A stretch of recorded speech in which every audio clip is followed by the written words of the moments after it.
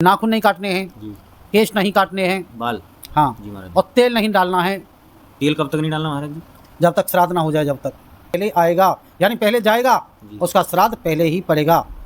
तीसरी साल में पहले डालना चालू कर दिया, लेकिन वहाँ से तो लिख दिया है कि जो पहले उधर पहुँचा उसका तिथि पहले ही होगी, और जो बाद में जा रहे हैं उनकी तिथि बाद में आई है तो बाद में ही होगी। जी। ब्राह्मण को दक्षिण दिशा की ओर मुँह करके बिठाल करके भोजन कराएं, जी। ठीक है। जी महाराज। और यजमान का उत्तराभिमुख को उत्तर में मुँह होना चाहिए। गर्म जल से स्नान नहीं करना है और दांतुन नहीं करनी है। टेस्ट वैसे कर सकते हो, दांतुन नहीं करनी है। तो पत्नी का पहले आ गया तो घर वाले कहते हैं बोले कि इनको पहले कराएं कि उनको पिताजी को बाद में कैसे कराएं। और हर जय श्री राधे बोल गोवर्धन महाराज की जय। तो दोस्तों मैं आपको लगातार साधु संतों के श्रद्धालुओं के दर्शन कराता हूँ। मेरे साथ महाराज जी बैठे हुए हैं जो ऑनलाइन आपकी सारी समस्याओं का समाधान करते हैं और अपने उपायों से आपको हमेशा अवगत कराते हैं। आज महाराज जी से जो पितृपक्ष चल रहा है, जो श्राद्ध का जो 16 दिन है, हम अपने पूर्वजों को उनको हम भोजन कराते हैं, पकवान कराते हैं, क्योंकि उनकी तिथि आती है। तो ऐसे ही एक बुजुर्ग थे, उन्होंने हमसे पूछा कि मेरी माता जी मेरे पिताजी से पहले चल बसी थी, स्वर्गवास हो चुकी थी। जानना चाहता हूँ कि पहले मैं अपनी माता को भोजन कराऊँ या पिता को, क्योंकि हिंदू धर्म, हिंदू संस्कृति में ये होता है कि कोई भी पत्नी अपने पति से पहले भोजन नहीं करती। पत्नी हमेशा ये चाहती है कि पहले मेरा पति भोजन करे तब मैं बाद में मैं भोजन करूं। तो इसका क्या तथ्य है ये महाराज जी में बताएंगे कि आज ऐसा क्या है कि पहले हम माता को भोजन कराएं या पिताजी को भोजन कराएं, पहले दादा को भोजन कराएं या दादी को भोजन कराएं, ये महाराज जी हमें जानकारी देंगे। तो जय श्री राधे महाराज जी। जय श्री राधे। तो महाराज जी क्या होना चाहिए, पहले हम अपनी दादी को भोजन कराएं या दादा को कराएं, या पहले दादा को कराएं या दादी को कराएं, क्या रहे? वैसे तो घरणों जी में ऐसे लिखा है, तो माँ सदगमय, धन आता है और चला जाता है, ऐसे ही ये शरीर आता है और चला जाता है, हैं? लेकिन उसमें क्या लिखा है कि जो पहले आएगा यानी पहले जाएगा उसका श्राद्ध पहले ही पड़ेगा। तीसरी साल में पहले डालना चालू कर दिया। अच्छा। तीसरी साल में डालना चालू किया, 1 साल किया, 2 साल किया, 3 साल किया, 4 साल किया, उसके बाद में उसके पति चले जाते हैं जी। पत्नी पहले चली गई तो पत्नी का तो चालू हो गया, ठीक है। अब पति चले गए, अब उनकी तिथि आती है बाद में, ठीक है। अब उनकी तिथि आती है बाद में, तो पत्नी का पहले आ गया तो घर वाले कहते हैं बोले कि इनको पहले कराएं कि उनको पिताजी को बाद में कैसे कराएं। और हर पत्नी, तुमने स्वयं कहा था अभी कि पति को पहले भोजन कराती हैं, लेकिन वहाँ जा कर के न्याय है। यहाँ पे पत्नी जो करती हैं वो सब सही है, बिल्कुल सही है कि पति को पहले भोजन कराना चाहिए, लेकिन वहाँ से तो लिख दिया है कि जो पहले उधर पहुँचा उसका तिथि पहले ही होगी, और जो बाद में जा रहे हैं उनकी तिथि बाद में आई है तो बाद में ही होगी, बाद में होनी चाहिए जी। लेकिन ध्यान रखिए तिथि करनी है आपको बाद में, लेकिन जब पत्नी को वहाँ भोजन करा रहे हैं तो उस समय एक थाली और निकालिए। अच्छा, उसी वक्त? ब्राह्मण मत बुलाइए उस जगह पे। अच्छा। ब्राह्मण मत बुलाइए उस जगह, एक थाली निकाल के रख दीजिए, किसी को दे दीजिए, घर पे मत बुलाइए। अब उनकी जो तिथि आ रही है उसी तिथि को ब्राह्मण को बुला करके भोजन कराइए। एक थाली निकाल दो, ठीक है, पत्नी का कहा सत्य है, पत्नी ने कहा बोले पति मुझसे पहले, तो उसमें से भी किनका निकाल दो, इसमें से भी किनका निकाल दो, और निकाल करके कोई को डलवा दीजिए, कौवा कुत्ता जो भी है जिसको भी देना है उसको दे दीजिए। अच्छा। ठीक है, ये काम करिए। पत्नी की तिथि पहले चालू हो गई है जी। समझो दोबारा जी। पत्नी की तो चालू हो गई, 1 साल 2 साल 3 साल तक 4 साल तक करते रही, और उसके पति चले जाते हैं, उनकी तिथि बाद में पड़ती है, तो क्या करोगे? जब पत्नी की तिथि तो बिल्कुल बरकरार वही तिथि में होनी चाहिए, तिथि मालूम है तो, और उसी जगह एक दूसरी थाली होनी चाहिए। अच्छा। दूसरी दूसरी थाली में भोजन निकाल दो, किसी को दे दो। अच्छा। ठीक है, अब उनके पति की तिथि आती है तो उस दिन वो थाली वो ब्राह्मण को बुला करके भोजन करा दीजिए।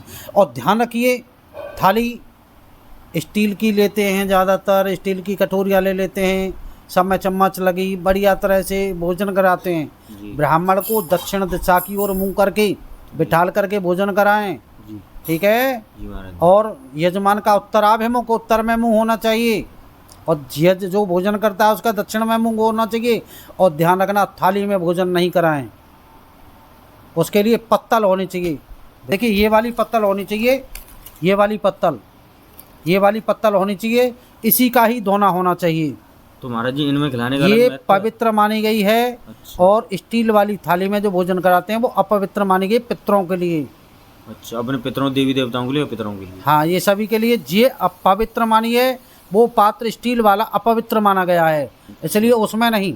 ये कोशिश करो जी कि ये वाली पत्तल होनी चाहिए, देख रहे हो सभी, और इसी का ही दोना होना चाहिए। बिल्कुल बिल्कुल। इसमें खिलाइए और बड़े श्रद्धा और भाव के साथ भोजन कराइए, तो आपके पितर बहुत खुश होंगे प्रसन्न हूँ। और प्रश्न होंगे तो आपको आशीर्वाद देंगे, और जब आशीर्वाद देंगे तो सारे काम बढ़िया होंगे। लेकिन ध्यान रखना है, जी महाराज। जब भोजन कराते समय पितृ पक्ष में आपको पहली बार नाखून नहीं काटने हैं, नाखून नहीं काटने हैं, जी केश नहीं काटने हैं, बाल।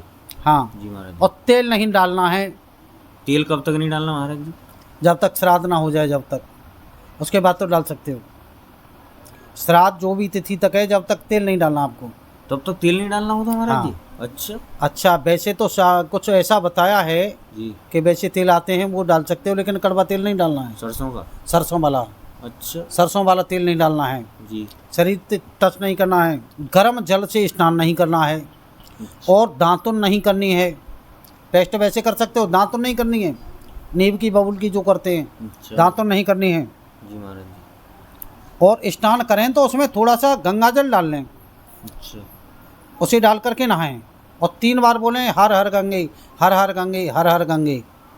16 दिन ऐसा करें? 16 दिन तक ऐसा करते रहें, और कुशा लेकर के पितरों को ऐसे तर्पण दें? तर्पण करें, जी। बहुत खुश होंगे। अच्छा और आज के दिन का बहुत इंतज़ार करते हैं पितर आपके लिए। जी। और घर में बीच का होता है, मैं भी घर में बीच का हूँ, ध्यान रखना, जी। मैं भी घर में बीच का हूँ। तो महाराज जी आप देते हैं? और मैं सारे कार्यक्रम इसी तरीके से करता हूँ। क्यों कि हमको माता पिता ने जन्म दिया, पढ़ाया लिखाया, शादी की, मकान दुकान बनवा के गए हमारे लिए, सही बात है। तो उनका आशीर्वाद है, उनका आशीर्वाद लेना भी चाहिए। उनका आशीर्वाद है, और पूरा पूरा आशीर्वाद है, पूरा पूरा आशीर्वाद है। इसलिए ध्यान रखिए, हमको भी करना चाहिए।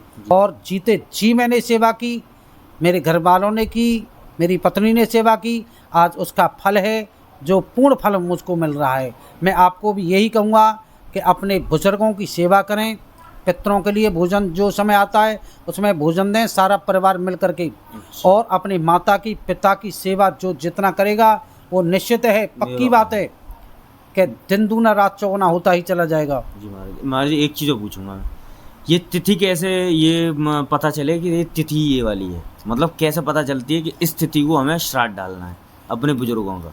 ये तिथि तो जब दाग संस्कार होता है ना, दाह संस्कार, या जिस दिन मृत्यु होती है? नहीं, मृत्यु वाले नहीं, मृत्यु हो करके और तीसरे दिन दाग लगता है, चौथे दिन दाग लगता जी है, महाराज। जिस दिन दाग लगता है वही तिथि मानी जाती है, अच्छा वो तिथि मानी जाती है? वही तिथि मानी जाती है। जिस दिन इस शरीर को मिट्टी में मिला दिया मिट्टी में मिला दिया जाता है। अच्छा पंच तत्व मिले बनो है शरीरा, 5 चीज़ों से मिलकर के बना था, और 5 चीज़ों में विलीन कर दिया जाता है। वही तारीख तो अलग अलग हो जाती है, लेकिन तिथि एक निश्चित करके, तिथि निश्चित करके तब उसमें भोजन कराना चाहिए। जी महाराज जी। ये ध्यान रखना। दोस्तों आपने देखा कि महाराज जी ने बताया कि तिथि को कैसे हम जान सकते हैं कि क्या तिथि होती है, जो भी है महाराज जी ने बताया, और किस तरीके से इस बार श्राद्ध पक्ष में आप अपने पितरों का जो भी भोजन आप कराते हैं, ब्राह्मणों को पकवान खिलाते हैं, जो भी भोजन कराते हैं, तो वो किस तरीके से कराएं, ये महाराज जी ने बताया। क्या क्या उपाय करने हैं, आपको बाल नहीं कटवाने, नाखून नहीं कटवाने, और जो भी कुछ है जो महाराज जी ने बताया वो आपने सुना। और हमने ये भी जाना दोस्तों कि माता या पिता, इन दोनों में दादा दादी जो अपने बुजुर्ग हैं, उनमें सबसे पहले किसको किया जाए, जो जिसकी तिथि पहले पड़ रही है उसको भोजन कराया जाए। अगर कोई सवाल जवाब है तो महाराज जी स्वयं बात करें। महाराज जी अपना नंबर बता देंगे। हमारा नंबर है 905807 5917, जी 935 821 911 कभी भी संपर्क कर सकते हो, दोनों नंबर पर, दोनों नंबरों पे। दोस्तों इसी के साथ मेरे साथ बने रहें, और ऐसे ही साधु संतों के, श्रद्धालुओं के, महाराज के दर्शन करते रहें, महाराज जी से जुड़े रहें। महाराज जी ने अपना नंबर बताया। जय श्री राधे बोल गोवर्धन महाराज की जय।